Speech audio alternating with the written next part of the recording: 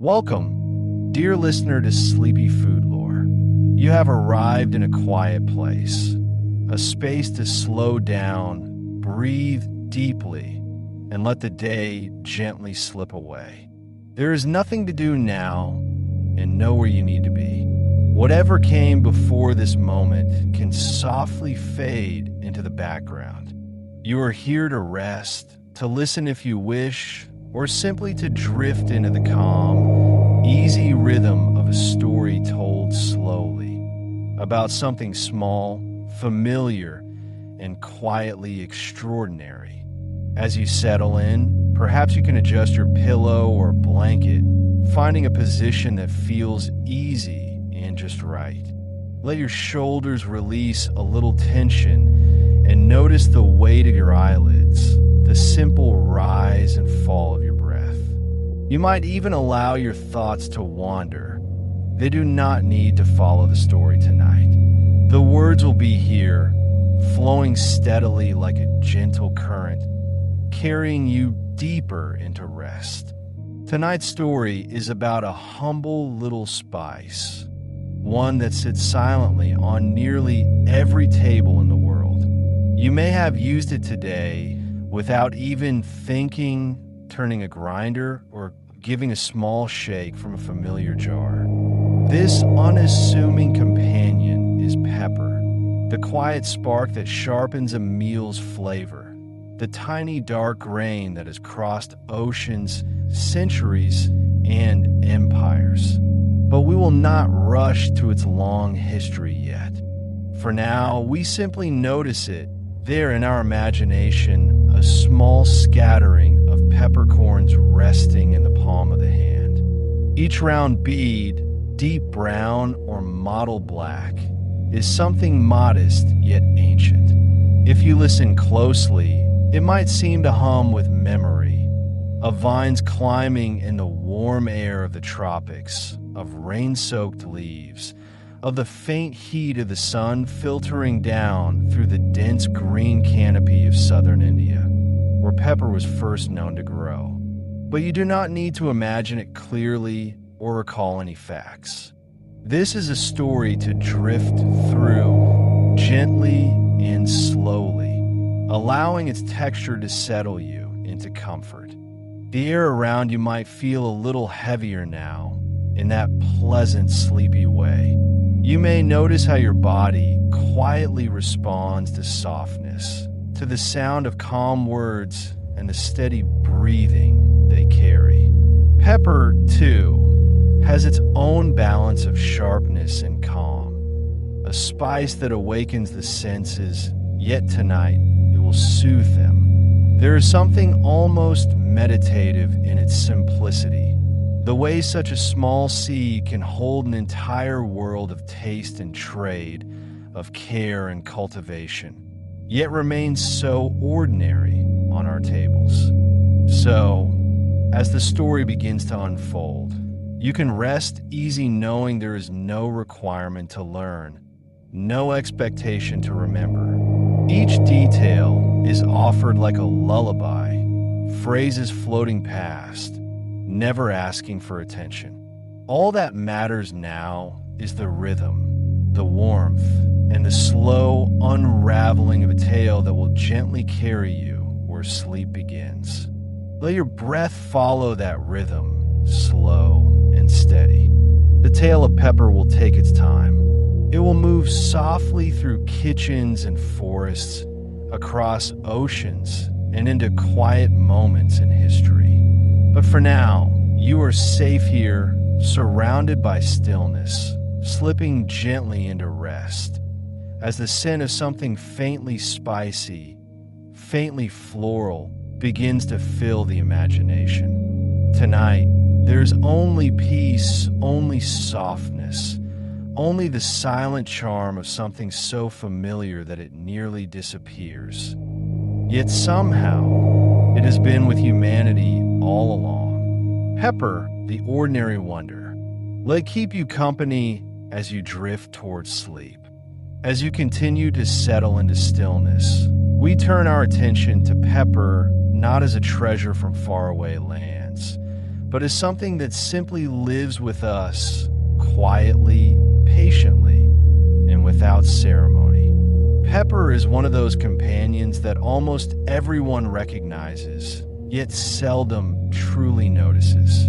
It sits there on the kitchen counter or the dining table, often beside its lifelong partner, salt. The two are like old friends, side by side through every meal, humble yet inseparable. Perhaps you can picture your own table now. Maybe there is a small grinder made of wood or glass, its surface faintly dusted with fine black specks. Or perhaps a simple shaker, light in the hand, ready to offer just a touch of warmth to whatever is being served. The presence of pepper is familiar, so familiar that we rarely pause to consider just how often we reach for it. Most of the time, we do not think or measure. A quiet twist of the wrist, a gentle shake, and the meal feels somehow complete. There is something soothing about that habit, about the way the gesture repeats itself without conscious thought. Every home and every kitchen has its rhythm. The sound of running water, the scrape of a spoon, the soft sigh of a simmering pot. Among these small domestic rituals, the act of sprinkling pepper belongs naturally, like punctuation at the end of a sentence.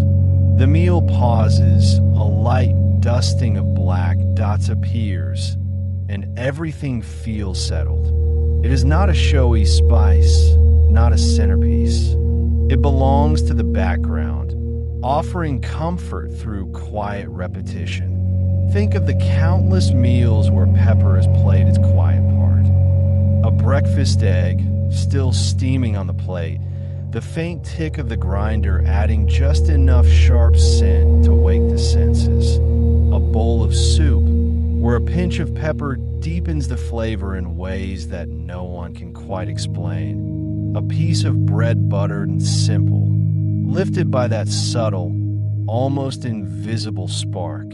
It has accompanied us through ordinary mornings and slow, reflective evenings alike. And yet, despite all of that, pepper never demands our attention. It simply waits, small, steady, always ready to lend the meal a trace of warmth and depth.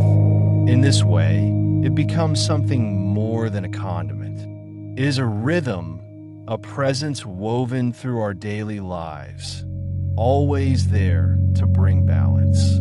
Even now, as you rest, you might imagine that familiar aroma, faintly earthy, dry, a little woody, with a trace of tickle in the nose. It is the scent of comfort, not excitement. There's a kind of poetry in pepper's modesty. It reminds us that not everything meaningful needs to announce itself loudly. Sometimes the truest companions are the ones that remain quiet, steady, and constant, adding flavor, yet content to fade into the background once their purpose is fulfilled. Pepper seems to understand that role instinctively. It never insists, it only accompanies. It is present in so many moments of life that, in some way, it becomes part of the background hum of living, barely seen, yet never absent. As we continue this quiet journey, let's look more closely, softly, without effort, at what pepper truly is. We know it as a spice, something common on our tables, but tonight we see it more simply, more tenderly. Pepper is not a mineral drawn from the earth like salt, nor a crystal born from sun and sea. It comes instead from a living plant, something green and breathing that grows and stretches toward the light. Pepper begins as a small berry, a fruit rather than a rock or grain, and that simple fact gives it a quiet, natural gentleness. Each peppercorn, the tiny dark bead we know so well, was once soft and fresh. Imagine it for a moment on the vine, still pale and tender, not yet dried. It grows in clusters, strung together like small beads along curling stems, each one smooth to the touch and alive with the bright, green scent of the tropics. Over time, those berries are picked and left to dry, their surfaces darkening from green to brown and finally to that familiar deep black. The transformation is slow and patient, guided by the warmth of the sun and the stillness of the air. In drying, the berries shrink and wrinkle, holding onto their strength in miniature form. The softness becomes firmness, the moisture becomes spice. And in that quiet process, every peppercorn becomes what we know, a seed of history, so small it might roll unnoticed across a tabletop, yet holding centuries of flavor within it. There is something comforting about the consistency of this transformation. Across all the years of human history, pepper has changed very little. It is always the same small sphere, rough to the touch, light yet dense, a fragment of fruit turned into something lasting. A handful of dried peppercorns from centuries ago would look much the same as those sitting in a kitchen today.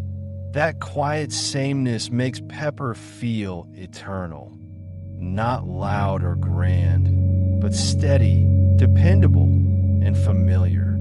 When we hold one in our imagination, we can almost feel the texture, that slight roughness against the fingers, the subtle scent that trails faintly behind when it is crushed.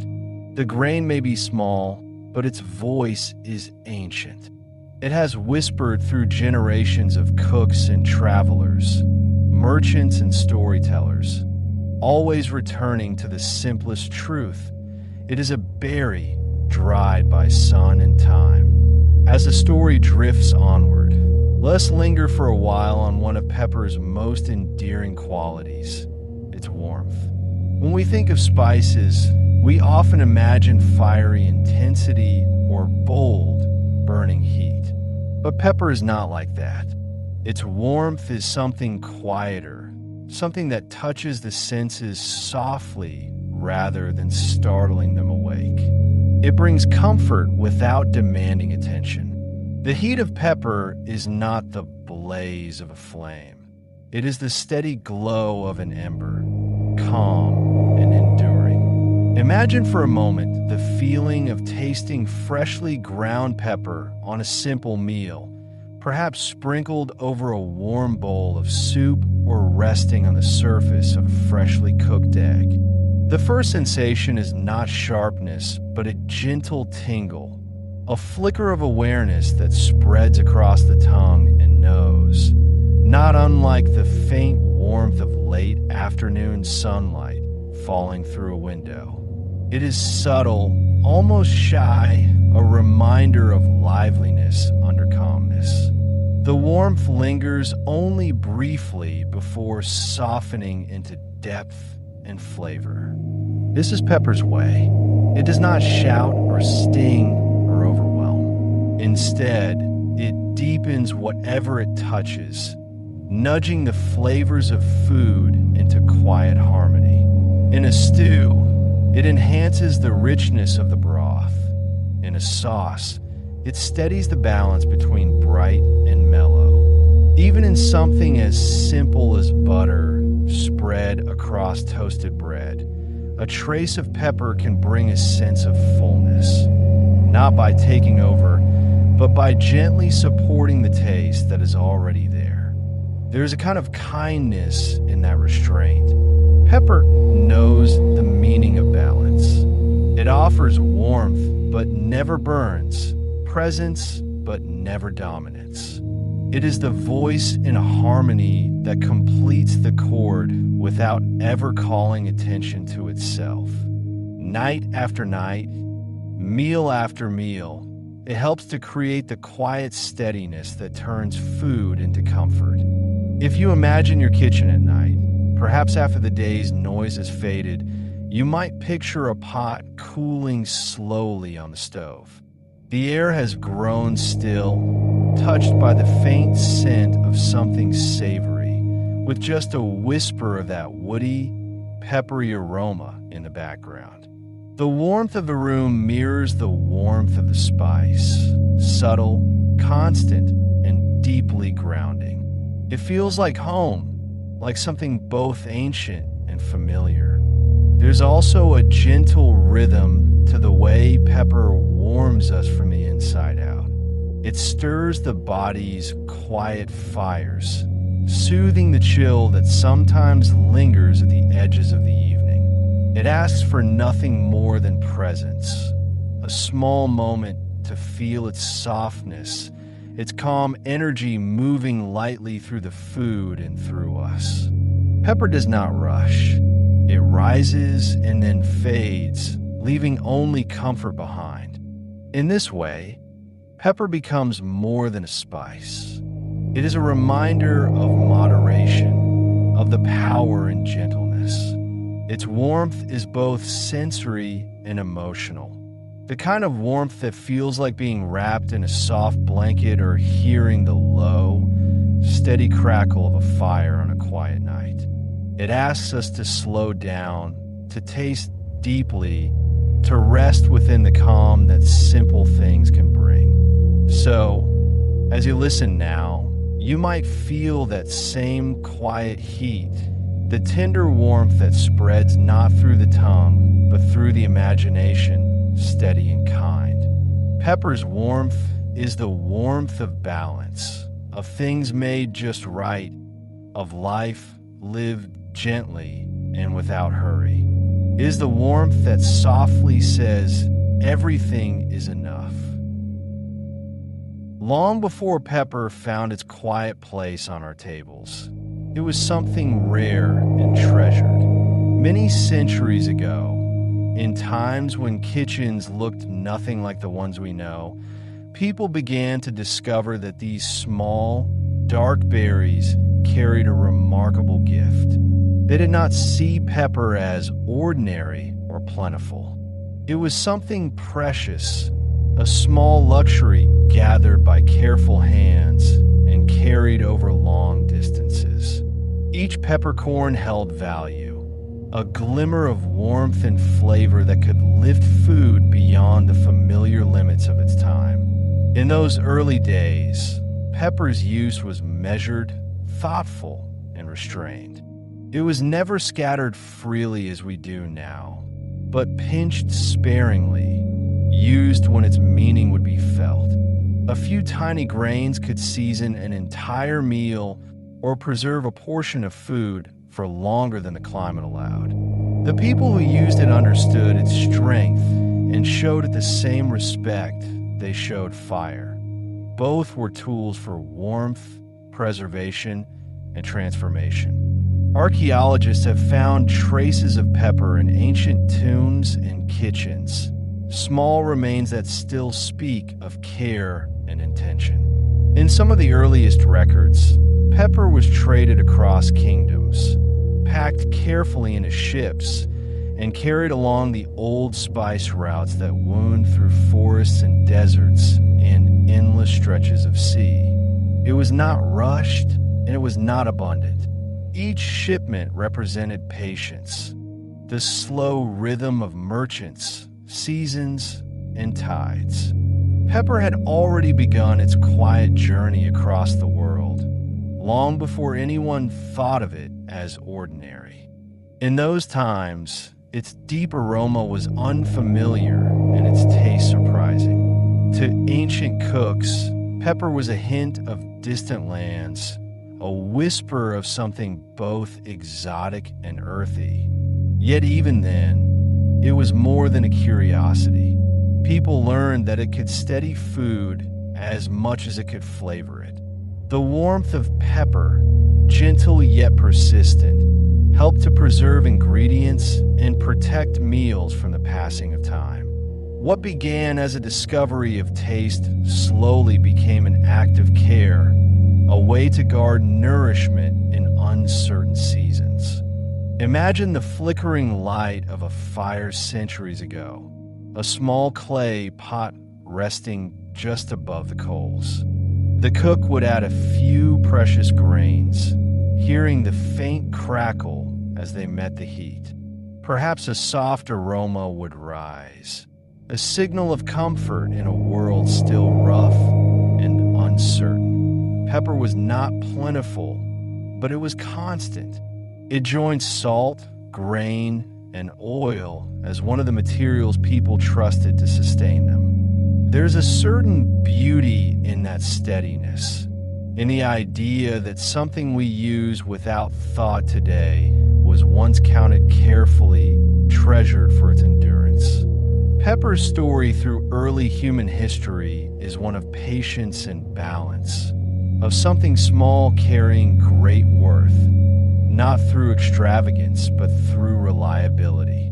Like a flame that never flares too high, its presence was consistent, dependable, and calm. Even now, when pepper flows freely from grinders and shakers, it carries with it the quiet memory of those ancient days, of measured use, of careful hands, of calm intention. The same warmth, the same depth of flavor that soothed early meals still rests in every little kernel. Pepper remains what it has always been, a steady companion across time, reminding us that even the smallest, simplest things can hold the history of human patience.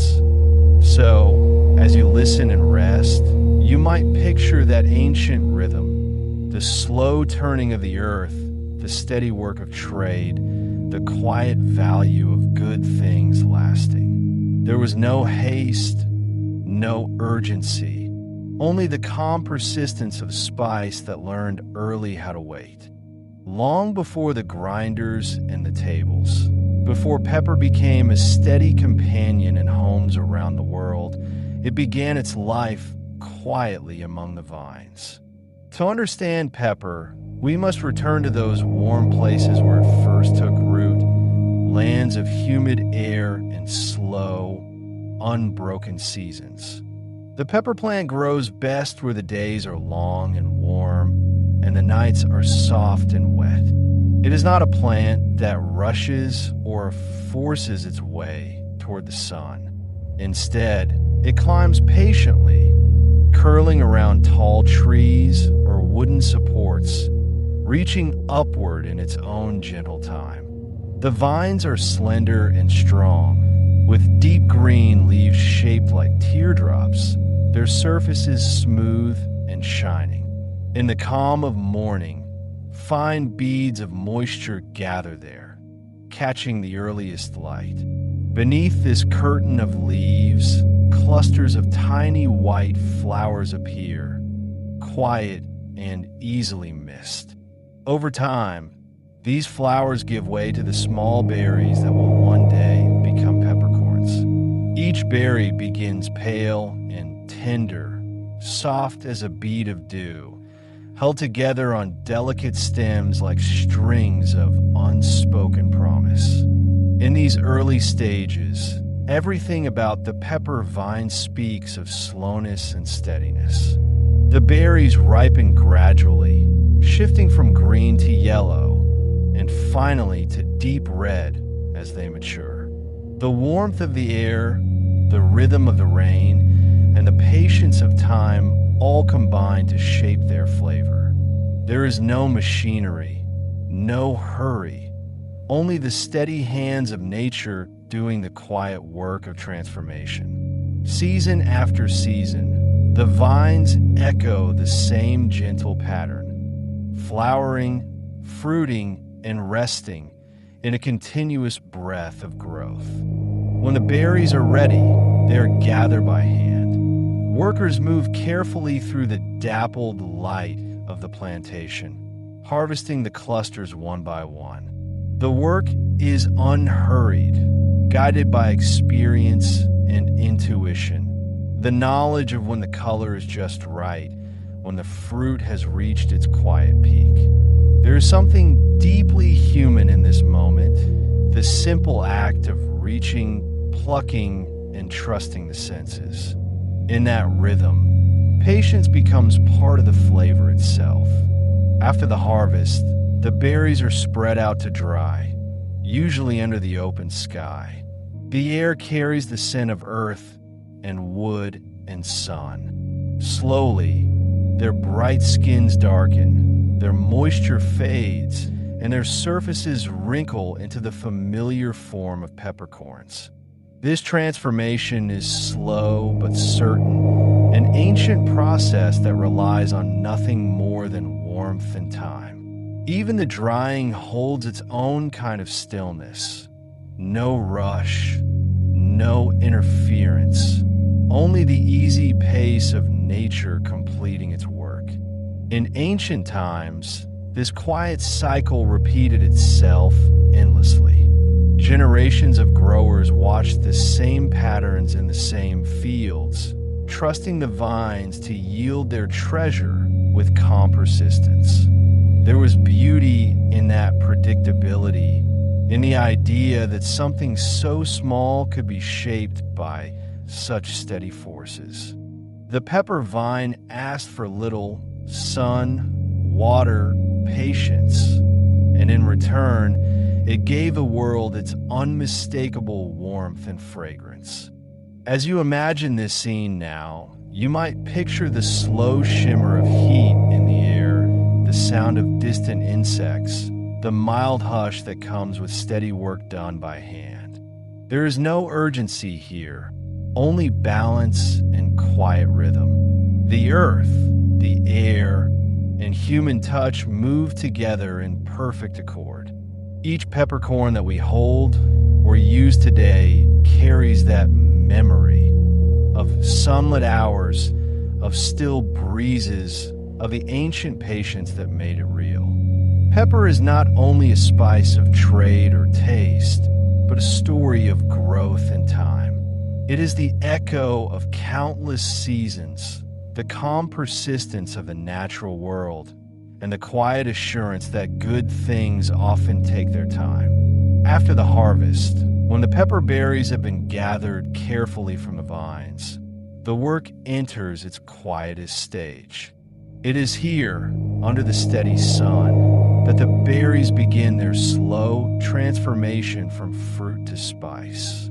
The clusters are spread out in thin layers, usually upon woven mats or broad stretches of earth, each tiny sphere glinting softly in the light. There is no rush in this process, no noise or urgency, only the rhythm of sun and wind and time. As the hours pass, the bright red and green shades of the fresh berries begin to fade. The color deepens gradually, shifting toward brown and then to that familiar dark black. The moisture within them slips away slowly, almost imperceptibly, drawn out by the heat of the day and the breath of moving air. What remains behind is smaller, firmer, concentrated, the essence of the plant preserved within a tiny shell. The drying of pepper is a lesson in quiet patience. It cannot be hurried without losing something essential.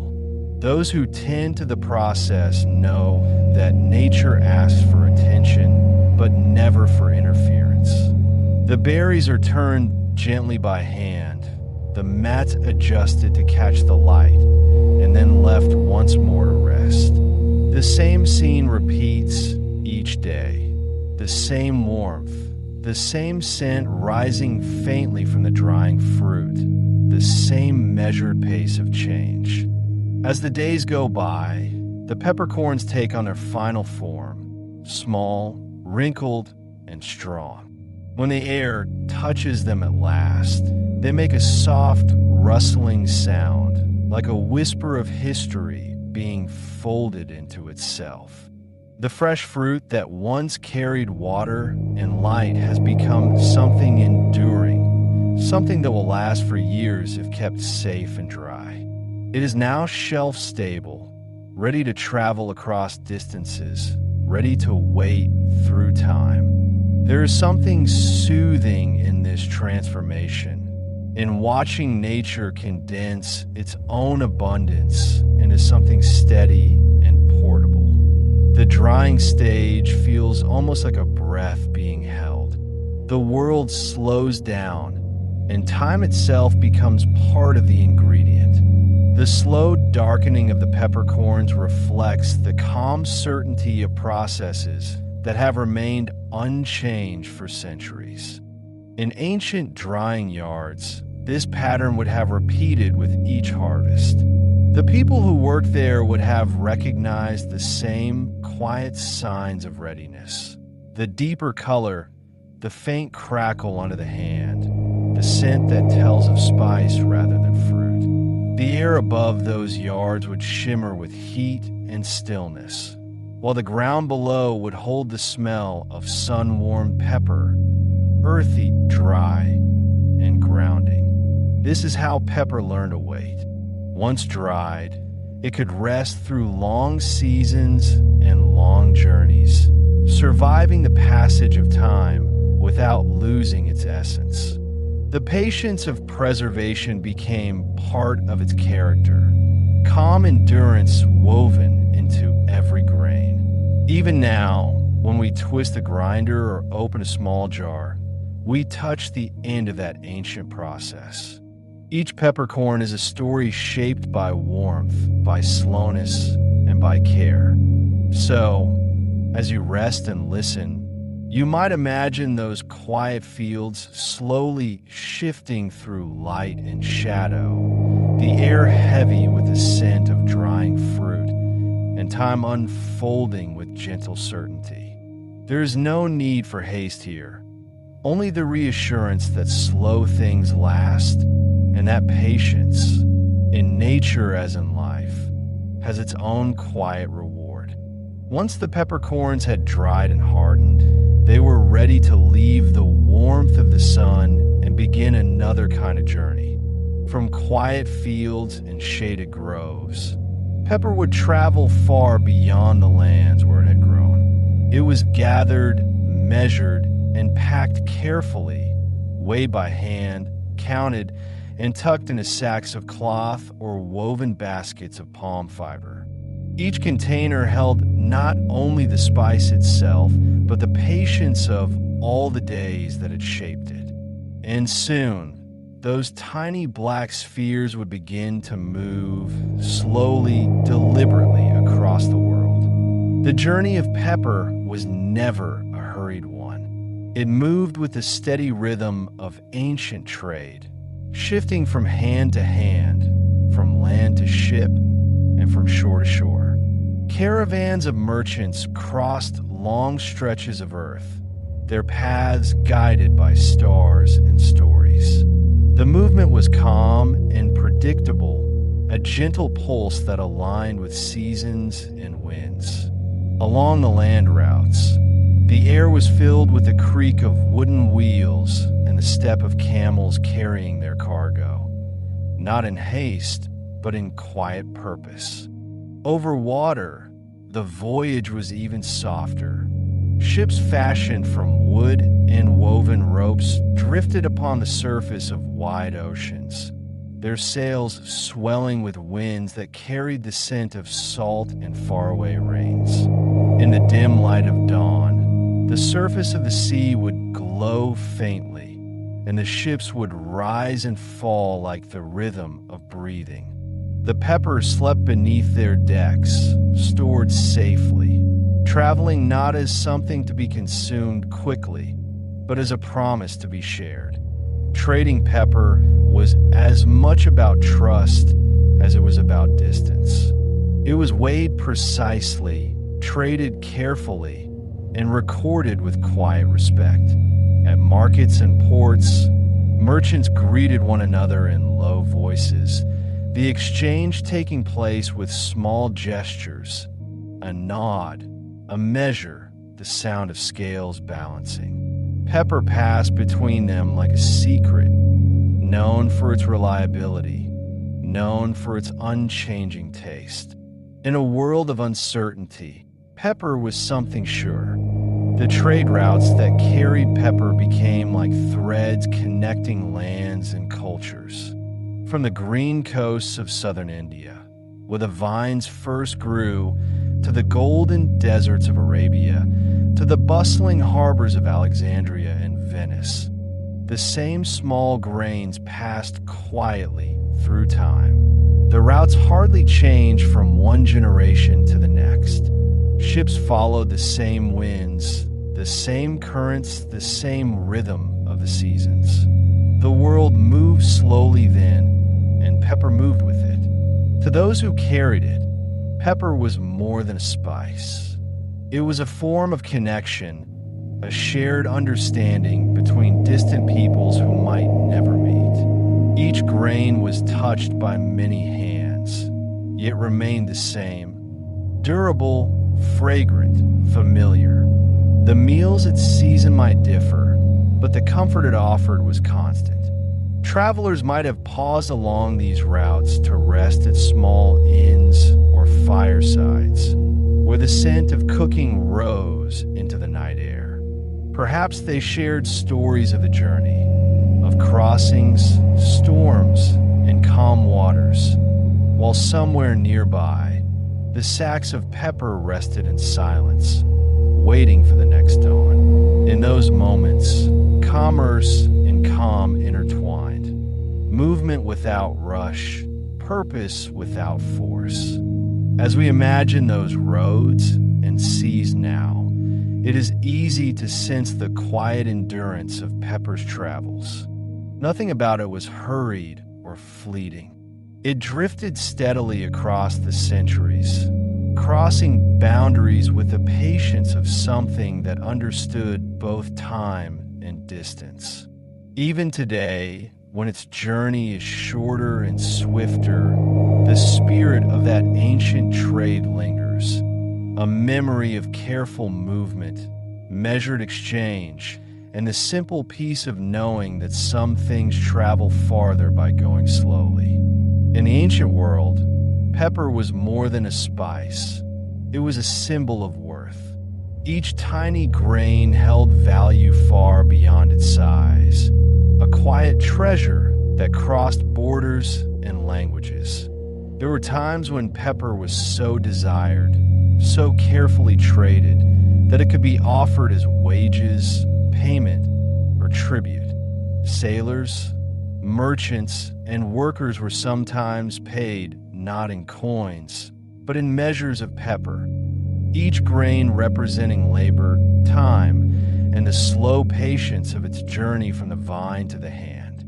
Yet despite this measure of wealth, pepper's importance was never boastful. It was stored with care and used with thought, in homes both grand and humble. A small supply might be kept in a sealed jar or a wooden box, protected from damp air and light. The keeping of pepper was an act of mindfulness. Those who possessed it knew that every pinch mattered, that something so small could flavor food, comfort the spirit, and remind them of distant lands. There was reverence in the handling of it, quiet respect given to a humble thing. In ancient kitchens, the sound of grinding pepper might have been a familiar part of daily rhythm, but the motion was deliberate. The hand turning the stone or pestle did so slowly, measuring each portion with intention. A few grains were enough, never wasted, never poured in carelessly. It was a kind of ritual, thoughtful, calm, and precise. Pepper's strength meant that only a trace was required to lift a dish to fullness. That strength created its own humility.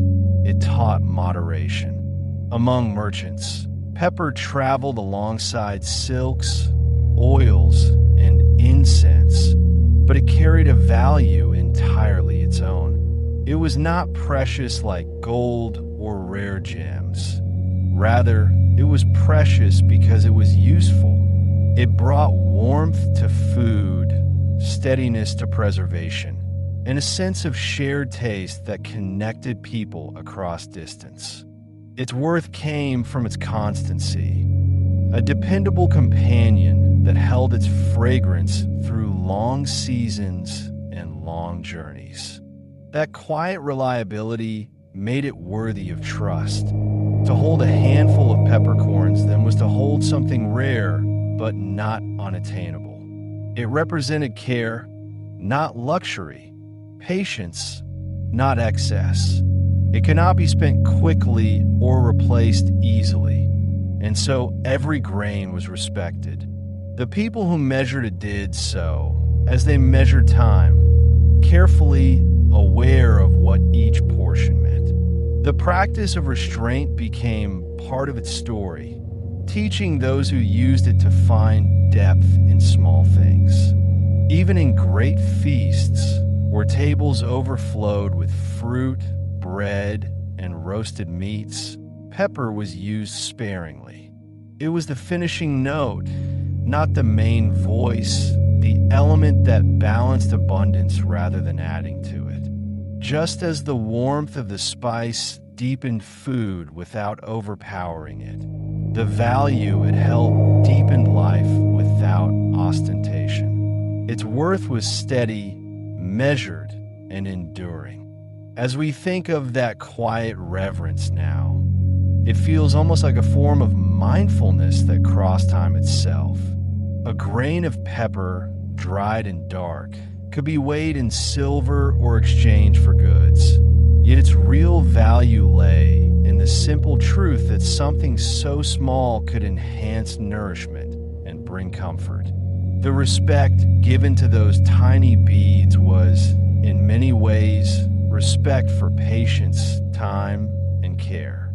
Even today, when pepper is plentiful and easily found, it still carries that memory, a legacy of thoughtful use, of appreciation for the small and enduring. It reminds us that value does not depend on volume, but on purpose, and that sometimes the things we treat with quiet respect hold their importance longest of all. Through the long centuries of travel and trade, the rare and precious spice that once crossed oceans in small bundles began to find its way into everyday hands.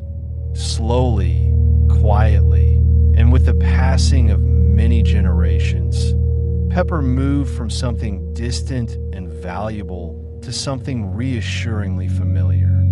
It no longer lived only in storerooms and spice chests, guarded like treasure.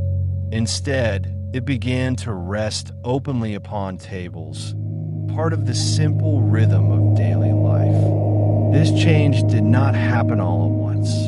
It came gradually as trade routes strengthened, as ships grew larger, and as the world's connections deepened.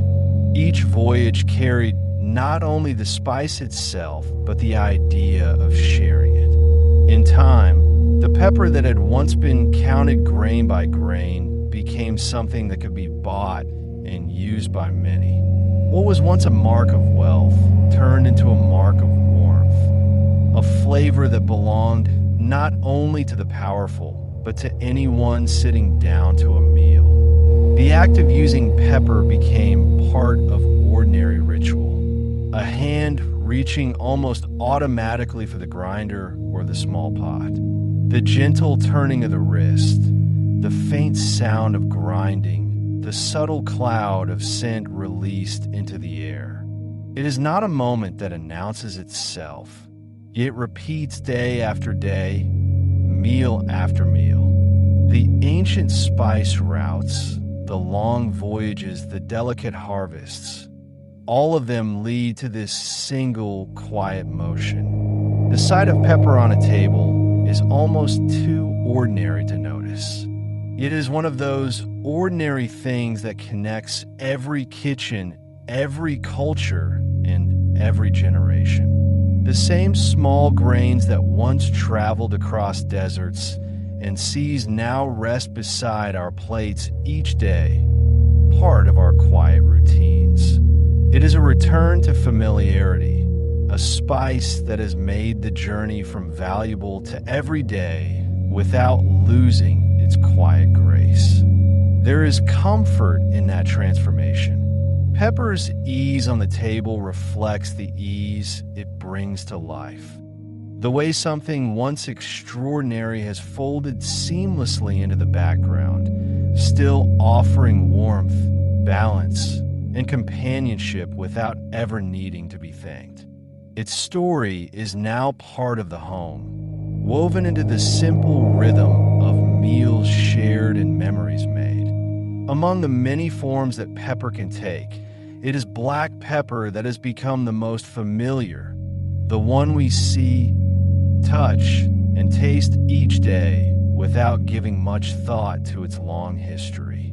It is the pepper that rests in our grinders, that dots the surface of warm soups and roasted vegetables, that drifts through the air with a scent both sharp and comforting.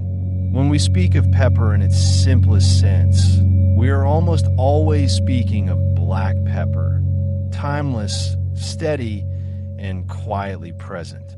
Black pepper begins with fully ripened berries, picked at the height of their maturity, when their color is deep and rich. Once gathered, they are spread out in the open to dry, allowing sunlight and time to guide their transformation. As the moisture fades, the soft outer layer of the fruit wrinkles and darkens, turning from a fresh red to a deep brown and finally to the nearly black hue that we recognize. The change happens slowly, within days or weeks, the air and the sun doing their patient work. Into that process seeps the memory of warmth, held gently within each small seed. When the peppercorns have finished drying, they appear almost like tiny spheres of wood or polished stone. Each one is light to hold, yet heavy in scent.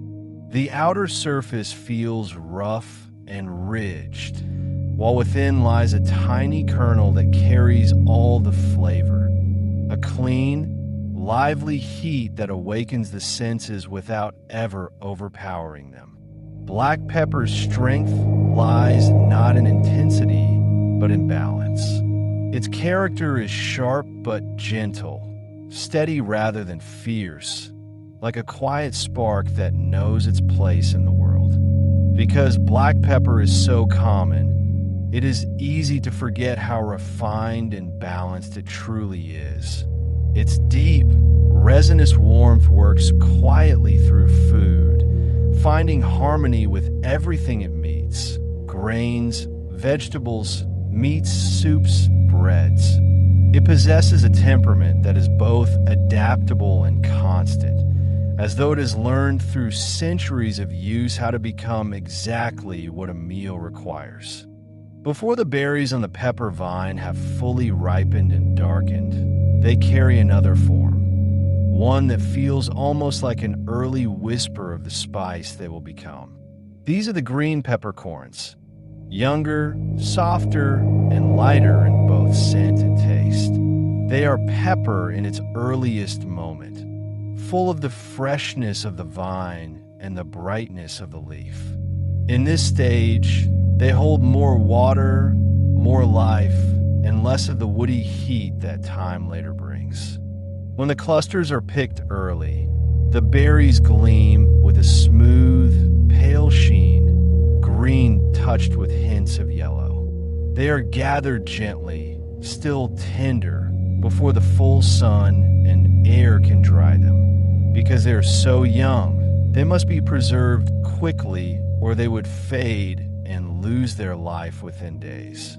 In some places, they are dried slowly in the shade. In others, they are kept in light brine or vinegar, allowing their gentle flavor to remain. Each method captures a moment in time, The taste of the fruit before age deepens it. Green peppercorns carry a quiet freshness that feels different from the grounded warmth of black pepper. When tasted, they do not strike or burn, but awaken softly. Their aroma is leafy, almost floral, with a trace of the garden still clinging to it. It is as though the air of the growing vine still lingers inside each small bead, reminding us of the plant's living, breathing state.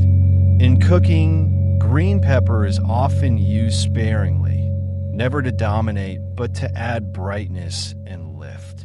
In gentle sauces or delicate dishes, a few crushed green peppercorns bring life the way a fresh breeze moves through a still room. They bring a reminder of the plant itself, of sunlight on leaves, of the quiet pulse of growth beneath the warmth of the day. There's a softness to their presence that makes them special. They speak of things in progress, of beginnings rather than endings, potential rather than completion. The flavor they hold is less about intensity and more about suggestion. It is pepper, yes, but pepper still in its youth, not yet fully transformed by time or sun. When preserved in jars, green peppercorns rest suspended in clear brine, their round forms glinting like tiny beads of jade. To open such a jar is to release a faint scent of freshness, a reminder of the vineyards and fields far away where the vines still climb and flower. The sound of the liquid moving, the tiny beads rising and settling again. All of it carries a sense of quiet care. Over the centuries, cooks and travelers have valued green pepper for that particular quality. Its ability to refresh without overwhelming, to add a trace of coolness within warmth. It reminds us gently that even spices have stages of life, each one holding a different kind of beauty. So as you rest and listen, you might imagine those green clusters swaying gently on the vine, still young, still bright, not yet weathered by time. There is peace in their simplicity, a calm reminder that maturity is only one stage, and that there is quiet grace in beginnings too.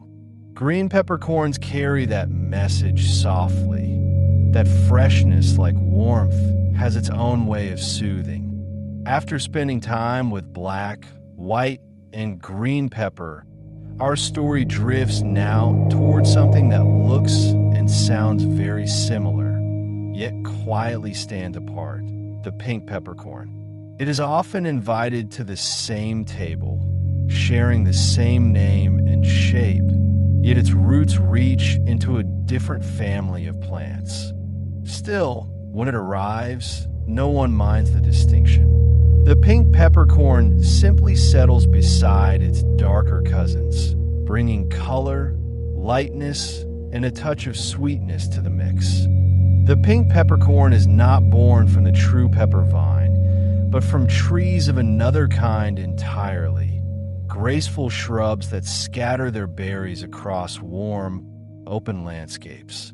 The fruits that grow there are smaller and lighter, sometimes a soft rose color, sometimes deep crimson, their thin skins glossy and delicate. When they are gathered and dried, they take on that familiar round shape, so that at first glance they seem to belong perfectly in the company of black and white. The flavor they carry is different, though whispered rather than announced. Pink peppercorns offer a gentle warmth touched by floral and fruity tones. They're less fiery, less earthy, more like a sigh than a spark. When crushed, they release a fragrance that feels halfway between spice and blossom, airy, bright, and softly sweet. In this way, they bring variation without disruption, a light presence that fits naturally among stronger voices. Over time, cooks and diners have welcomed the pink peppercorn without hesitation. It may not share the same vine, but it shares the same purpose: to bring warmth, balance, and harmony to food. It appears gracefully in sauces, scattered over creamy dishes, or ground lightly into blends where its color and character can shine. It is used similarly to true pepper, yet never quite identically. There is something endearing in that acceptance. The name peppercorn lingers, even though the origins are different. The world, it seems, is content to let them coexist under one word, understanding that language, like flavor, flows easily between borders. Pink peppercorns remind us that sometimes names remain out of affection, not precision, and that familiarity has a kindness of its own. On the table, the gentle contrast of black and pink is pleasing to the eye. The deep shadow of one and the quiet, rosy light of the other sits side by side, balanced like dawn and dusk. There is no argument between them, no need to define who truly belongs. Both play their part, both bring their quiet energy to the meal. In that peaceful harmony lies a small truth, that names, traditions, and origins can soften over time, blending like spices in a warm dish. What matters is not the difference, but the comfort that comes from familiarity. The pink peppercorn has found its place simply by being welcomed. It carries the look of pepper, the warmth of friendship, and a reminder that sameness is not always needed for belonging. So, as this gentle story moves onward, you might imagine a small bowl filled with many shades of pepper: black, white, green, and pink, each different, yet all resting together in quiet unity. The sight alone feels calming, as though time and nature have agreed that here, in this soft scattering of color and scent, everything can simply coexist. Every flavor, no matter how familiar, carries within it a sense of where it comes from. Pepper, too, is shaped quietly by the places it calls home, by the air that surrounds it, the warmth that touches its leaves, and the steady rhythm of rain and sun that it depends upon. It has always been a spice of warm lands, of soft light, and of patient seasons that ask for neither cold nor hurry. The vines that bear pepper thrive where the world feels consistent, where mornings begin with mist and drift easily into humid afternoons, and where the evenings settle gently into cool stillness. These are the climates that seem to cradle the plant, asking little more than time. In these regions, the air is rich with the scent of soil and growing things, and the sound of falling rain is a regular companion. It is in such steady conditions that pepper unfolds its best qualities, developing its quiet strength from balance rather than struggle. Along the rivers and coasts of southern India, in parts of Indonesia, and across the warm belts of Southeast Asia, pepper vines climb patiently up trees and poles, their roots resting in deep, fertile ground. The earth here holds memory of monsoon rains, of bright mornings, of sun tempered by mist. Each region offers a small variation, a nuance shaped by light, by water, by soil. Some peppers emerge darker, more aromatic, carrying hints of wood and smoke. Others are bright and clean, with a freshness that echoes the green wetness of their forests. Although these regional variations exist, they are gentle, almost like accents in a shared language. A peppercorn grown by the Malabar coast might whisper differently from one grown on the island of Sumatra, yet both tell the same quiet story of a vine winding upward, of fruit ripening slowly, of patient labor repeated through generations. The differences are real, but they do not demand attention. They are felt more than they are tasted, sensed in undertones rather than declared in sharp contrast. For those who cultivate pepper, the connection to place is constant and personal. The growers walk the same paths through the vines year after year, noting how the ground holds moisture, how the leaves respond to the season's breath. To them, the flavor of pepper is not abstract. It is the taste of familiar weather, of the soil beneath their feet, of the same rainfall that nourishes their homes and gardens. When pepper travels far from where it grows, it still carries that connection within it. A single peppercorn, dried and dark, contains the memory of its origin, the sun that warmed it, the air that dried it, and the water that sustained the vine. Even after years and journeys, that memory remains sealed inside. The warmth we taste is, in some quiet way, the echo of a distant landscape. As the centuries pass, the world changes, but the nature of pepper remains steady. The plant still thrives in the same regions that first welcomed it. It still asks for warmth, for patience, and for the kindness of stable weather. The constancy of its needs and gifts ties it firmly to the earth. Pepper, in its way, reflects not only its geography, but the enduring pace of nature itself. Never hurried, always measured, shaped by time as much as by place. So, as you listen now, you might picture those gentle, distant climates, the slow swirl of clouds over green hills, the soft hiss of rain against broad leaves, the quiet harmony between air, water, and earth. That is the sound of pepper's home, the calm geography that made it what it is and continues to shape every grain that finds its way to our tables. That moment comes with a simple act, the slow, familiar motion of grinding. It is one of the gentlest rituals in a kitchen or at a table, a meeting point between stillness and movement. The pepper grinder fits comfortably into the hand, its weight balanced, its surface often smooth and warm by use.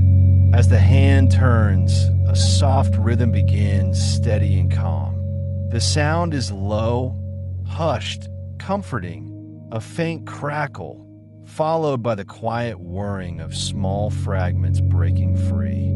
Inside the grinder, the round peppercorns meet the turning mechanism and yield, one by one, to gentle pressure. They crack open slowly, releasing what they have kept hidden, that familiar, dry, aromatic scent that fills the air like a soft breath of warmth. The transformation is subtle yet complete. A single peppercorn changes form entirely, becoming something lighter, freer, and more fragrant in an instant. The act of grinding pepper is also the act of awakening it. Whole peppercorns hold their aroma deep within. Only by breaking them open do they release their vivid warmth. This freshness does not last forever, which makes the moment precious. The scent that rises is alive only for a short while, drifting quickly into the food and disappearing back into stillness. In that way, grinding becomes an act of both creation and surrender, bringing something to life briefly before letting it fade. In ancient times, this same motion might have been done with a simple mortar and pestle, stone pressing against stone, the slow turning of the wrist, the soft crumble of spice beneath. The sound would have been nearly the same, timeless and grounding. Across cultures and centuries, the gesture remains unchanged. No matter where it happens, in a busy kitchen or a quiet home, it carries the same peace. When the pepper finally reaches the plate, it arrives changed but whole in spirit. Each tiny speck holds a trace of the moment it was born from motion and sound, still warm from its brief awakening. The food beneath absorbs its presence gently, meeting freshness with warmth, transforming the simple into the complete. So as you picture this scene, the hand, the grinder, the soft sound filling the air, you might notice a sense of calm weaving through all. The act is small, but the meaning is deep. That patience brings flavor, that movement can be meditative, and that even the quietest sounds, the crack of a peppercorn, the sigh of ground spice falling to the plate, can remind us to slow down, to breathe, and to notice the simple beauty in repetition. Pepper has a way of finding its moment near the end of cooking. It waits patiently, knowing that its voice is clearest when everything else has softened and blended. When the bubbling has slowed, when the aromas have begun to rise fully into the air, the hand reaches almost automatically toward the grinder. A few quiet turns, not rushed, not counted, and the scent of warmth appears, weaving itself through the dish. Then comes the simple ritual of tasting, adjusting, and knowing when to stop. Pepper does not ask for abundance. It does not need to be measured in large quantities. Its gift lies in the space it leaves, in the balance it creates. A touch too much, and its sharpness answers back too loudly, but just enough, and everything feels complete. It teaches restraint and rewards attention, asking us to listen to the food as we season it, to respond rather than instruct. This gentle cycle, add, taste, pause, becomes a meditation of its own. It is the rhythm of calm, familiar cooking, where nothing happens quickly and everything matters quietly. When pepper is used this way, even the simplest dishes become layered with comfort. The following recipes gently show how pepper can steady flavors, deepen warmth, and make food feel like home. Each is slow, humble, and guided by the quiet touch of seasoning rather than showiness or spice.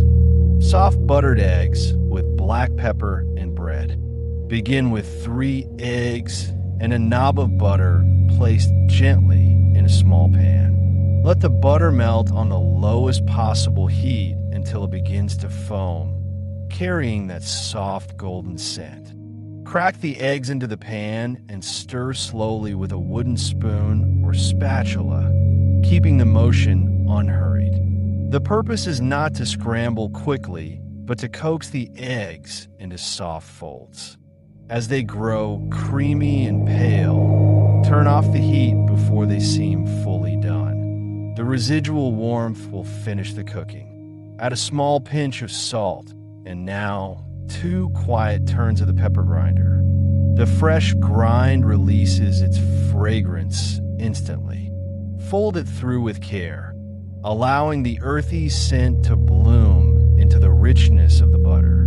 Serve with a slice of warm bread, unbuttered, so the pepper and eggs carry the flavor alone. Eat slowly and notice the balance between calm creaminess and gentle heat. Quiet lentil soup with cracked pepper and bay. In a deep pot, soften a small, chopped onion and a drizzle of olive oil over gentle heat. Add a single bay leaf and 1 finely chopped clove of garlic. Let them rest together for a moment, barely sizzling, until the faintest aroma spices. Add 1 cup of rinsed lentils and 4 cups of water or light broth. Bring to a slow simmer and leave it uncovered, stirring occasionally, watching as the lentils turn tender and cloud the broth slightly. Once the soup thickens, season with salt, then reach for the pepper grinder. Turn it only 3 or 4 times directly over the pot. Stir gently, taste, and adjust with 1 more turn if needed. The pepper in this recipe does not dominate. It lingers like the memory of warmth on the breath. Serve plain, without garnish, and rest in the quiet steadiness it offers. Pepper-dusted vegetable stew with olive oil and rice. Begin with whatever vegetables feel comforting, perhaps carrots, celery, onion, and zucchini, cut into small, slow-cooking pieces. Warm a spoonful of olive oil in a heavy pot and add the vegetables in layers, stirring softly as they settle. Let them catch a little color before adding a cup of cooked rice and enough water to create a light broth. Simmer gently until everything relaxes together, about 20 minutes. When it tastes complete but still mild, add a few slow turns of fresh pepper. Watch the flecks darken the pale broth, catch the hint of scent as it rises, and breathe it in before stirring. The pepper here brings the dish into focus, not sharpness but clarity. Serve it in a bowl large enough to cradle between your hands, with a final trace of olive oil on top. In each of these simple dishes, pepper's role is the same. It waits until the right moment, arrives without urgency, and completes the flavor without taking command. That balance between presence and restraint is what makes pepper so timeless in everyday cooking. Its warmth carries memory, its fragrance carries comfort, and its rhythm, a few turns, a brief pause, a quiet taste, brings stillness to the act of nourishment itself. Every home has its steady rhythms, small gestures repeated day after day, shaping the flow of ordinary comfort. Among these gestures is the simple act of seasoning food with pepper. It happens so naturally that most of us never pause to notice. The eggs on the morning plate, the simmering soup at noon, the vegetables glowing with evening light, all of them welcome the same steady motion of hand and grinder. The sound, the scent, the sight of those tiny black specks settling across food. It all feels timeless, like the universe of home compressed into one quiet act. Pepper in a gentle chicken soup, in a quiet kitchen on a slow afternoon. The smell of soup carries peace. A pot filled with water, a few joints of chicken, maybe some herbs and slices of pale onion, all simmering patiently. As the broth turns golden and the surface shimmers softly, the moment comes for salt and pepper. The hand rises, the grinder moves, slow, balanced, deliberate. The pepper falls through the rising steam like a small blessing. Its scent meets the calm sweetness of the broth, deepening it slightly, breathing warmth into tenderness. Each bowl that is poured later carries that quiet balance, the comfort of salt and warmth resting together, simple and whole. Pepper over roasted vegetables. When vegetables meet the heat of an oven, they begin their own transformation. Edges caramelizing, colors deepening, textures softening into ease. Whether it is carrots, potatoes, or green beans, each benefits from the same final touch. The pepper arrives as they leave the oven, meeting the gentle warmth that still lingers on their skins. Each crack releases scent into the air, drifting over the tray, meeting olive oil and sweetness with calm contrast. It is not decoration or flourish. It is punctuation, finishing the thought that began with the chopping of the first vegetable. You can hear it faintly, a soft whisper of grinding over the hush of the cooling kitchen. Pepper within a slow pan sauce. Near the end of day, when the stove glows softly and the air carries the scent of cooking, a pan sauce often takes shape without plan. A little water or stock in a warm pan after something simple is cooked, scraped gently to lift the flavor, and swirled into completion with a trace of butter or cream. In that small pool of warmth, pepper finds its perfect home. A delicate dusting or a turn or two of the grinder, and the sauce breathes differently. It hums. The flavor sharpens just slightly, blending with the smoothness until the taste becomes full but not heavy. Poured over vegetables, fish, or grilled bread, it brings the same sense of quiet finality. The dish is done, the day complete. These small moments of repetition, the morning egg, the midday soup, the evening sauce, are the rhythm of Pepper's everyday life. It asks for no attention, yet it remains faithful to each meal, marking the passing of days through flavor rather than time. Its warmth greets each dish with the same calm assurance that food, no matter how simple, can be both grounding and gentle. In that repetition lies comfort. The grinder turning, the scent filling the air, the specks settling across food. It is the same today as it was yesterday, as it will be tomorrow. Pepper's presence in daily meals reminds us that peace often lives in what we repeat. The gestures that require no thought but carry infinite familiarity.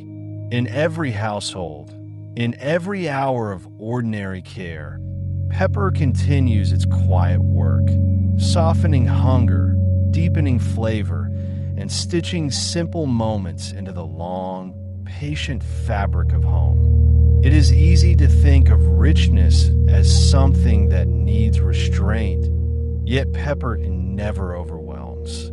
Instead, it listens first. It lifts heaviness just enough to keep it alive, guiding the palate without argument. In a stew thick with butter and herbs, a small turn of Pepper's warmth moves through the flavor like a deep breath through still air. In that breath, space returns. The richness remains, but it feels open, balanced, and whole. The same calm guidance appears when food leans towards softness. Cream, cheese, mashed vegetables, sauces, all carry a kind of comfort that can easily blur at the edges. A trace of pepper sharpens that comfort just enough to make it clear again. It cuts through softness, not as a blade, but as a gentle outline. In this way, pepper offers contrast without disruption. It gives shape to what is tender, reminding each flavor where its edges are meant to be. The act of adding pepper becomes almost symbolic, a way of bringing things together that might otherwise drift apart. It teaches that completeness often depends on the smallest adjustments. Just as balance in life can come from the quietest moments, the pause between thoughts, the slow exhale at the end of the day, balance in food can be restored by something as small as a few flecks of spice. Pepper quietly demonstrates that true harmony is not the absence of difference, but the blending of it. Its warmth meets coolness, its dryness meets cream, its assertiveness meets tenderness, and together they create calm. That is Pepper's secret strength. It finds the boundary between opposites and softens them into a single note. The results are never loud or or dramatic. They're always subtle, sensed more than seen. Think of a quiet kitchen near dusk, a bowl of something still warm waiting to be served. The spoon lifts, the hand moves once more toward the grinder, and a few turns of pepper fall through the air. The sound is soft, the scent immediate. The dish changes almost imperceptibly, yet suddenly it feels right. That is balance, not a measurement or a rule, but a feeling that settles naturally when everything has found its rightful place. So as you rest and listen, you might imagine that same small act repeated endlessly across time and tables. A gentle twist of the wrist, a faint release of warmth, and a quiet sense of completion. Pepper has always known how to find equilibrium. In food, it balances richness. In life, it reminds us that steadiness often comes not from adding more, but from knowing when something is enough. Before refrigeration, before sealed jars and electric hums in kitchens, the world relied on time, patience, and the quiet help of natural elements. Among these, pepper found a humble but vital role. Long ago, it was not only a spice for taste, but a tool for keeping food safe, making nourishment last a little longer through the uncertain spaces between harvests. Its warmth and dryness worked gently to slow change.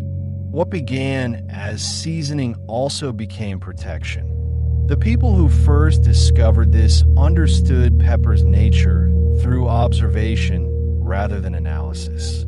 They noticed that meat kept with pepper aged more cleanly, that grain stored with it held less dampness, and that the warmth of its scent guarded food against the quickness of time. It did not preserve in the strong way that salt did, hardening, curing, or sealing away the world, but rather in a softer manner, extending freshness just enough to bridge the days. This use gave pepper a quiet dignity. It was never lavish or wasteful. It was applied thoughtfully, always with intention and care. A small amount could guard a meal, mask the faint bitterness of age, and carry warmth in a food whose season had already begun to pass. There was patience in that act, a trust that small things, when used wisely, could make daily life steadier. In the markets and kitchens of ancient times, pepper's dual gifts, flavor and preservation, made it a symbol of care itself. To use pepper well was to think ahead. It meant seeing both the meal before you and the time yet to come. The people who tended their households in this way approached the spice not as luxury, but as reassurance. They used it to bridge the spaces between harvests, between journeys, between seasons of plenty and of scarcity. Even when pepper was prized and expensive, this careful use continued. It was never scattered recklessly. Every grain had a purpose, a measured place within a thoughtful moment. Whether rubbed onto meats bound for long travel or folded into sauces meant to last through the day, pepper acted as both a comfort and a quiet safeguard. Its scent reminded people of abundance, even in uncertain times. As centuries passed and technology changed, pepper's role in preservation slowly faded, replaced by cooler rooms and metallic hums. Yet the memory of that purpose remains somewhere beneath its flavor. The warmth we taste is descended from those early acts of caution and care. The presence of pepper in our food still carries that echo, a reminder that flavor and survival were once interwoven, that comfort and prudence once shared the same grain. When we sprinkle pepper now, we may not think of protection or storage. but a trace of that intention lingers quietly. It threads through the history of the spice like a faint pulse. To use pepper is still, in a way, to offer care, to season not only for taste but for balance, wellness, and continuity. So as you picture the ancient kitchen fires, the vessels of grain, and the hands that worked with patience and purpose, you might sense that the spirit of preservation has not vanished at all. It has simply evolved into something gentler, a way of carrying forward the same care, now offered as flavor, warmth, and grace across time. At the table, the act of passing the pepper is gentle and automatic. A hand reaches, another receives. The small weight moves from one to the other. No one needs to ask how much or when. The motion is known, the timing instinctive. Sometimes it is held for just a moment while someone adds a little to their plate, and then it moves again, continuing its small circuit like a familiar phrase whispered in every household around the world. This quiet exchange is part of what makes a shared meal feel complete.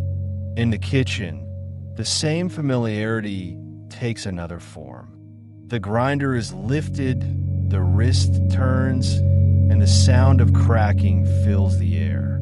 The action happens almost without thought, not guessed, not measured, but known. Each person who cooks learns over time the subtle boundaries of enough. It is an understanding that cannot be written down or precisely taught. It lives instead in the senses, the way the air smells, the small changes in color, the feel of warmth rising from food. Pepper becomes part of that intuition, guiding through fragrance and habit rather than instruction. This is the unspoken language of kitchens, where every gesture relates to care. A cook may not speak while seasoning, but the way the hand moves, lightly, repeatedly, confidently, expresses something quiet and enduring. It is the same gesture taught by observation rather than by words.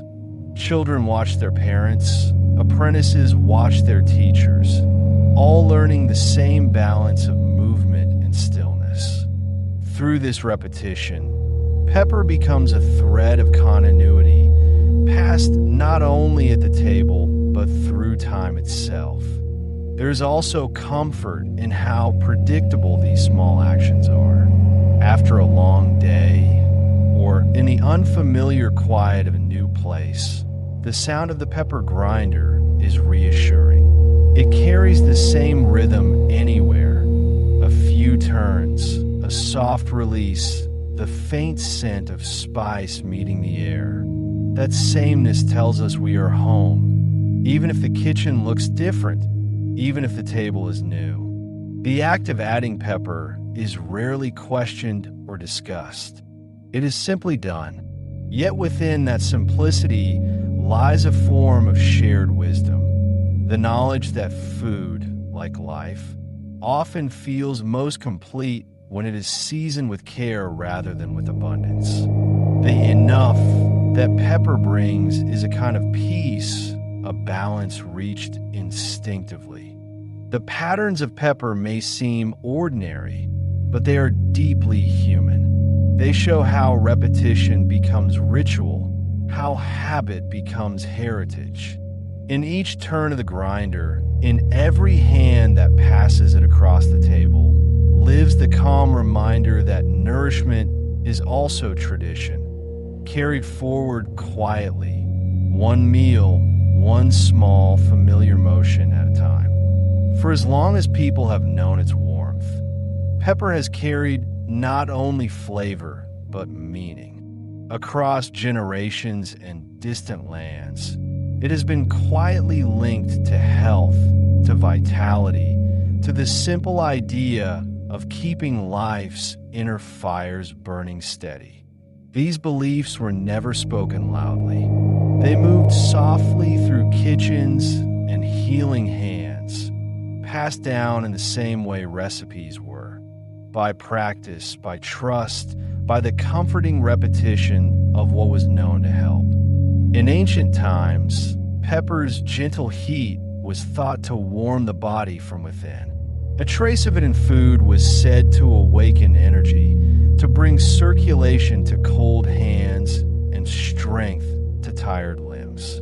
It was used not as medicine in the modern sense, but as comfort, something natural, dependable, and kind. A small pinch could ease the cool air of winter, steady the stomach, or bring relief to the sluggishness of the day. The belief was not that pepper cured, but that it supported, reminding the body how to sing in tune with warmth. Old texts and household remedies describe pepper infused in liquid, stirred into honey, or steeped in wine. There are records of it being blended with milk to soothe throats, or scattered across warm compresses to ease aches. Always, it appears in small measures, never overwhelming, never forceful, but present with quiet certainty. People trusted it instinctively, as they trusted the steady rhythm of fire or the comfort of sunlight. Folklore often gave pepper symbolic weight as well. Its sharpness and heat, though mild, represented courage, protection, and vitality. In some regions, small grains of pepper were carried in pouches or placed at doorways to guard against fatigue or misfortune. Elsewhere, it was sprinkled onto food prepared for travelers, believed to lend strength for the road ahead. These are not rituals of strict belief, but rather acts of affection, gestures that said, be warm, stay well, go safely. Over time, as science and culture changed, the practical reasoning behind many of these customs faded into memory. Yet the feeling remained. Even today, when we season food with pepper, there is still a subtle echo of those earlier associations. The warmth it brings feels alive, almost human, the same vitality that people once spoke of with quiet reverence. Its place in our kitchens endures as both nourishment and care. These old beliefs linger not through instruction, but through comfort.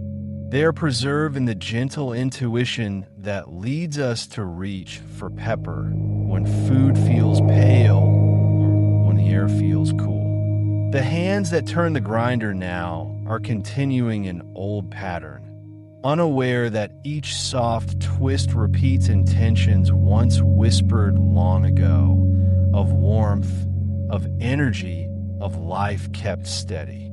Folklore, like flavor, often continues by habit. Stories become gestures, and gestures become routine. In this way, the quiet faith in pepper's warmth still moves through us, not as superstition, but as something deeper, the simple, enduring trust that heat and care can carry us through. As you listen, imagine the slow drift of history, the small cups passed hand to hand, the careful grinding into tonics, the meals shared with a sprinkle of spice meant to comfort both body and spirit. None of these moments were rushed, and none were forgotten entirely. They live in the background of every meal, in every breath of warmth that rises from food still steaming. That same warmth that generations before called a blessing in its own quiet way. For most of its long life with humanity, pepper has been known not only as a flavor, but as a quiet helper. Long before anyone wrote down recipes or compiled remedies, people understood its warmth instinctively.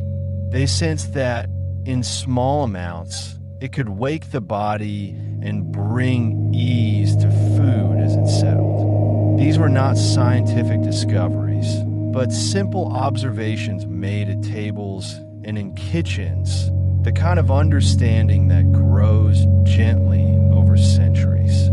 In many traditional practices, pepper was seen as a spice that encouraged warmth.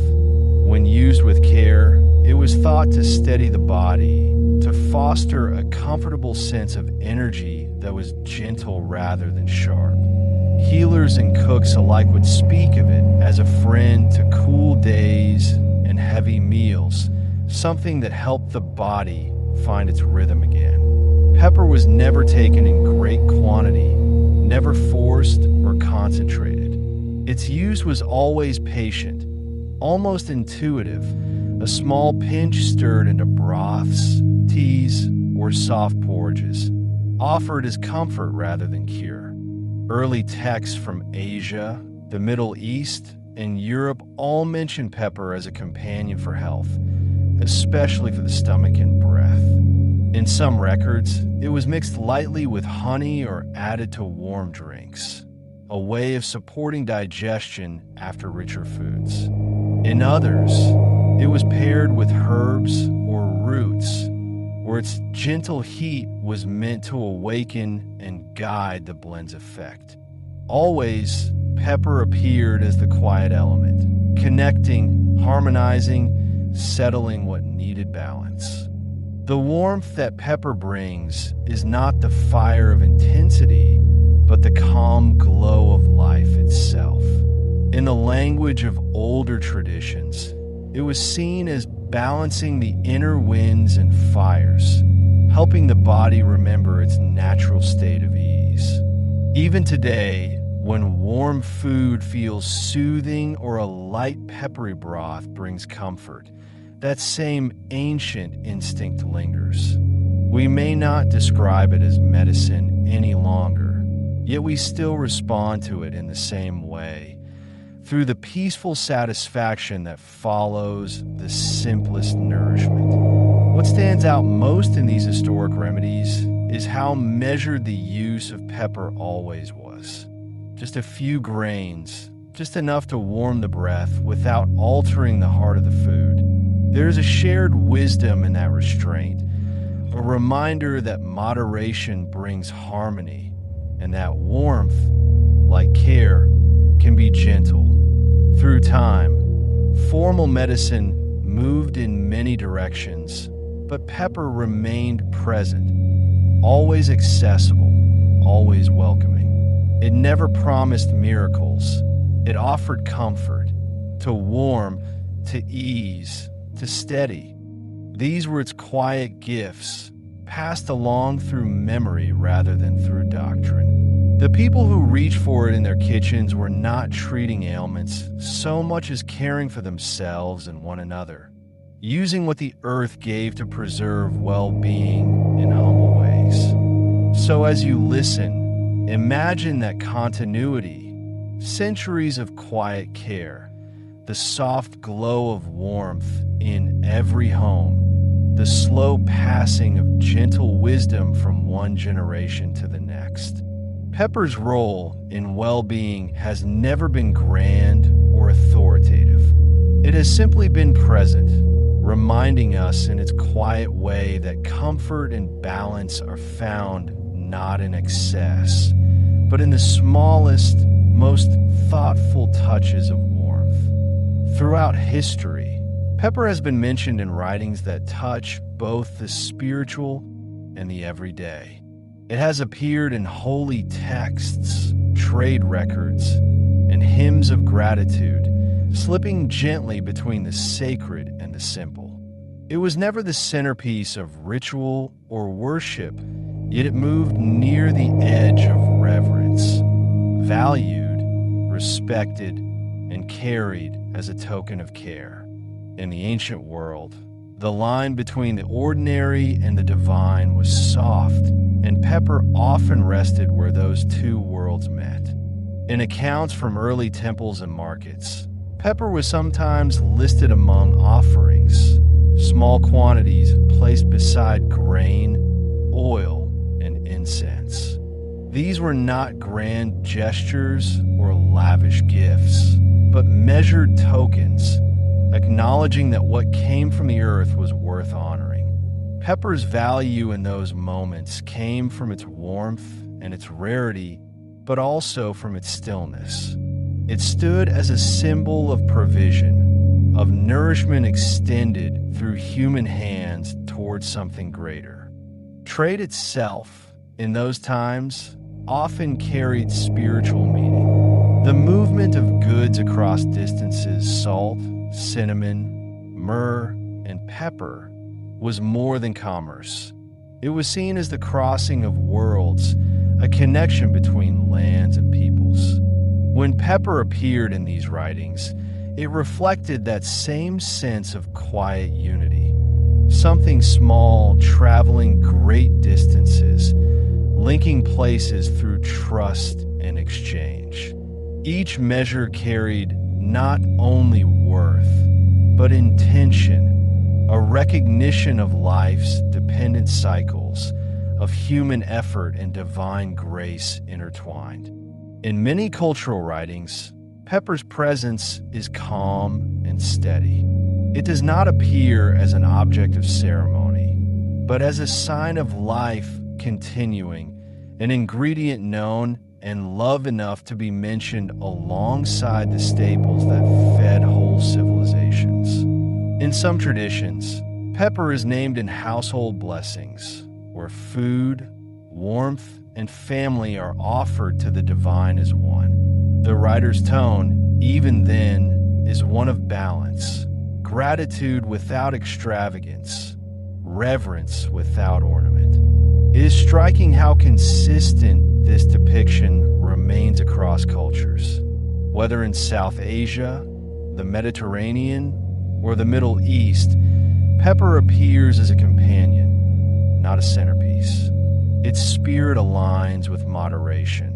The simple idea that even the smallest things deserve thanks, but none should demand attention. The respect given to pepper was not about grandeur, but about awareness that something so modest could hold value through care, cultivation, and intention. When the name of pepper appears in old texts, it often sits quietly among other materials of daily life.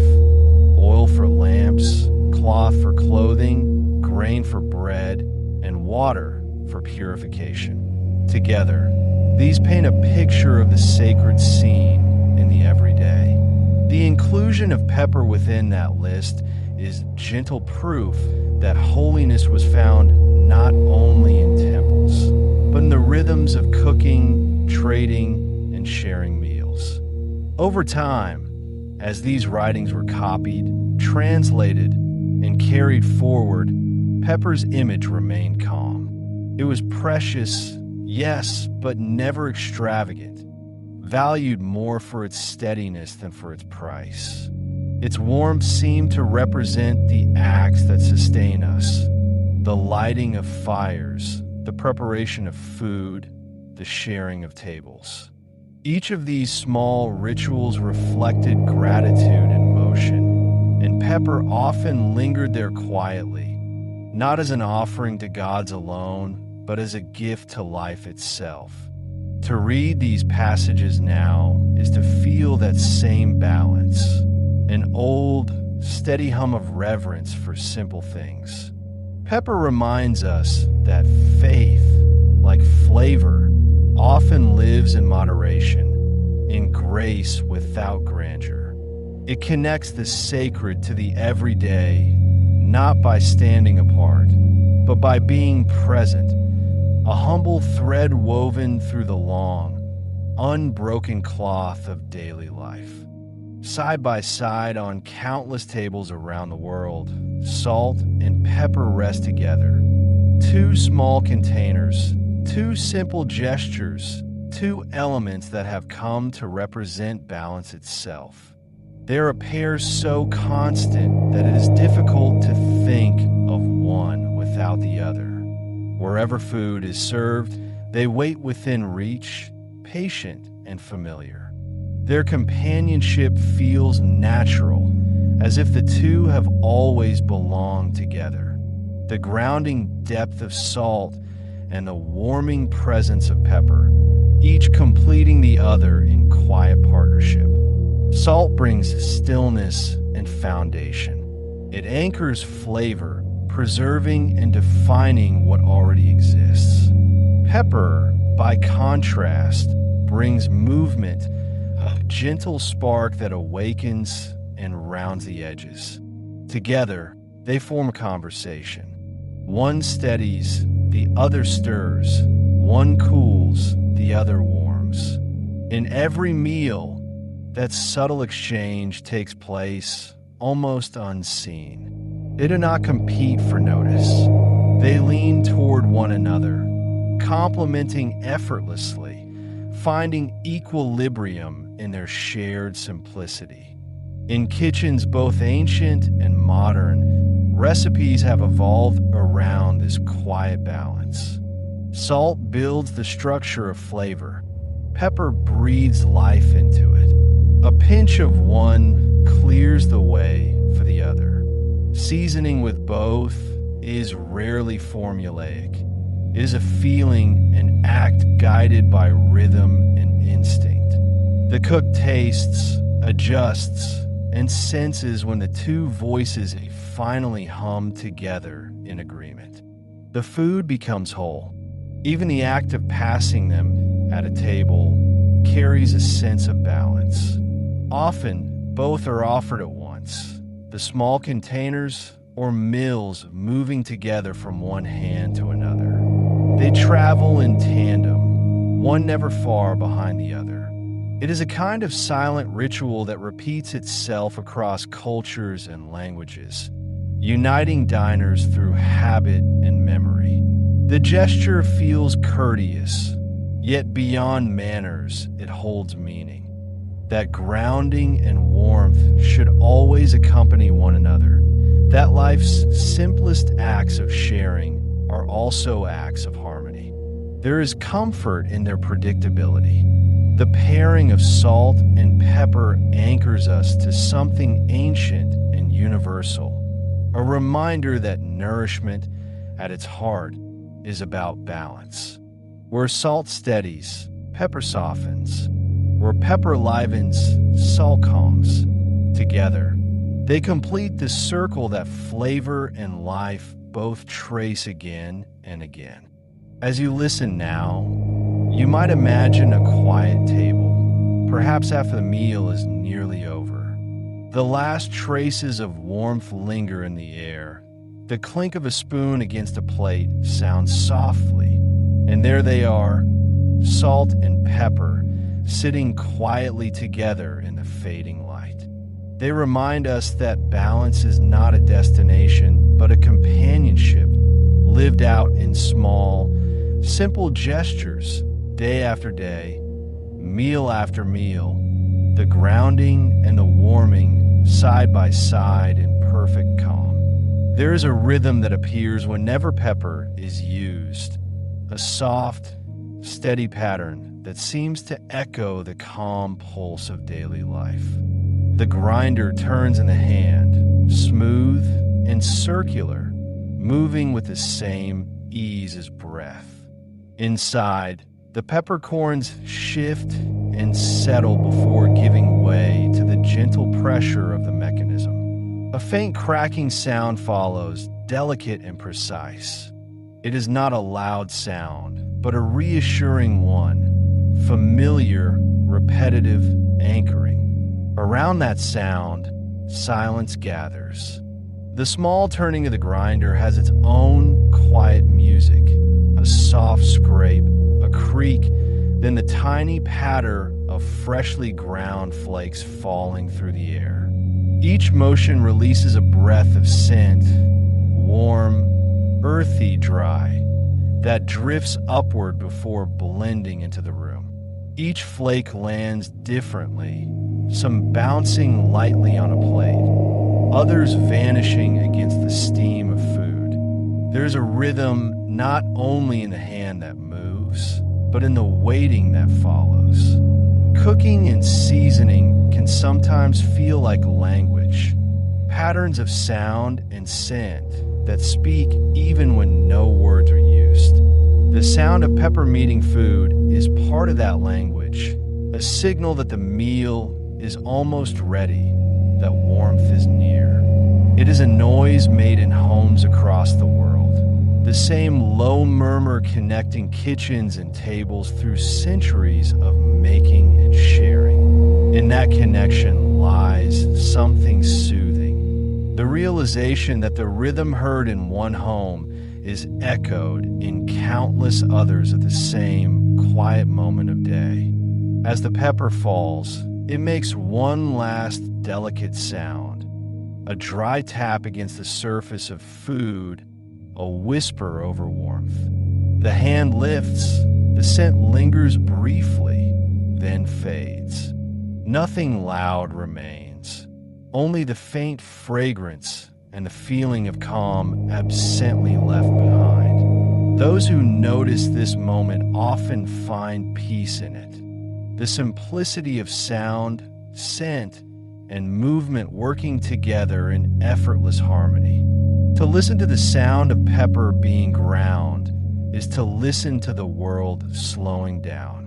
It is the sound of attention returning to the present, of small things given room to matter. In its repetition, we hear comfort, order, and familiarity.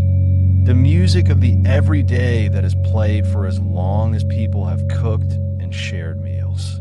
Across centuries and kitchens, through trade winds and quiet homes, pepper has remained unchanged. The same small berries growing in warm air, the same careful hands gathering them from the vine, the same slow drying beneath the sun. Every step, every motion continues just as it always has. The world around it shifts and modernizes. Yet pepper's story stays still, repeating itself one gentle cycle at a time. When we grind it now, the scent that rises is the same one that has lived in the air for thousands of years. That warm, slightly woody aroma. The faint tickle in the nose, the promise of comfort, is identical to what it was for generations before us. The same motion, the same curves of the hand, the same quiet click and scatter of seeds. There is something profoundly grounding in this sameness, this dependable rhythm that endures across distance and time. In that repetition lies reassurance. The pepper grows as it always has, ripening slowly on its slender vines, greeted by rain and heat, harvested in patience. It dries and darkens, shrinking to hold its warmth within. When a hand reaches for it, it knows exactly what to do. The cycle continues, to crack, to season, to settle across food. Nothing forced, nothing new, only continuation. Pepper reminds us that even as generations turn, the gentle comforts remain. The scene narrows to the table. The meal has ended. The air is still. The light is soft. In that space, Pepper rests silently, untouched now, but still near. It waits through the night in quiet companionship, holding centuries within each tiny grain. Nothing else is required. The stories have done their work. The words can drift away, leaving only the breath of warmth and the peace of stillness. Let everything slow. Let thoughts move like the turning of the grinder, slower, softer, then stopping altogether. Let the quiet gather around you as it gathers around the table. The air is calm, the warmth steady. The world of pepper, simple and unchanged, fades gently into rest. There is nothing more to know, nothing left to do. The spice remains, the moment holds, and sleep can take its place beside you, familiar, certain, and kind. Rest now, while the world hums softly with the same rhythm it always has. The pepper stays silent and constant, waiting peacefully for the